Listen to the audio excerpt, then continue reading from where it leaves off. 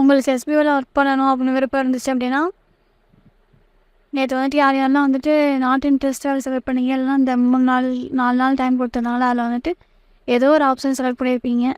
அதில் நீங்கள் என்ன ஆப்ஷன் செலக்ட் பண்ணியிருந்தாலும் ஒரு வேளை உங்களுக்கு அதை மாற்றணும் அப்படின்னு விருப்பம் இருந்துச்சு. இப்போ நான் வந்து ப்ரமோஷன் டீம் கொடுத்துருக்கேன், இப்போ வந்துட்டு நான் ரீஃபண்ட் வாங்கிக்கிறேன் அப்படின்னாலும் நீங்கள் மாற்றிக்கலாம். அது மாதிரி உங்களுக்கு எந்த ஆப்ஷன் வேணும்னு இப்போ நினைக்கிறீங்களோ சூஸ் பண்ணிக்கலாம். அது வந்துட்டு 6:30 மணிக்கு மேலே எஸ்பிஓவில் சொல்லுவாங்க. அது டைமில் போய்ட்டு பண்ணிக்கோங்க டக்குன்னு.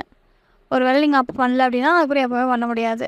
அது வந்து சேஞ்ச் பண்ணணும்னு விருப்பம் இருந்துச்சுன்னா, முக்கியமாக ரீஃபண்டுன்னு சொல்லி நேற்று கொடுத்தவங்களுக்குலாம் ஒரு கம்பெனியில் ஒர்க் பண்ணணும் அப்படின்னு ஆப்ஷன் இருந்துச்சு அப்படின்னா, அமௌண்ட் கட்டி ஒர்க் பண்ணுற ரெடி, நிறைய பெனிஃபிட் வரும் அதுக்கு ரெடி அப்படின்னா ஃபஸ்ட் ஆப்ஷன் சரியா, சேல்ஸ் டீம்னு ஒன்று இருக்கும், ரெடி டு பர்ச்சேஸ்ன்னு இருக்கும், அதை கொடுக்கலாம்.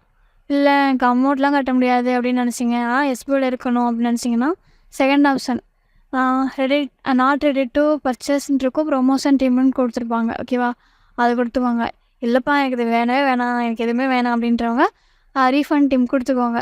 சரியா, ரீஃபண்டு அப்படின்றது ஆல்ரெடி ரீஃபண்டு தான் கொடுத்துருக்கேன், நான் இப்போ மாற்ற விரும்பலன்றவங்க எதுவுமே பண்ண வேணாம். ஓகேவா.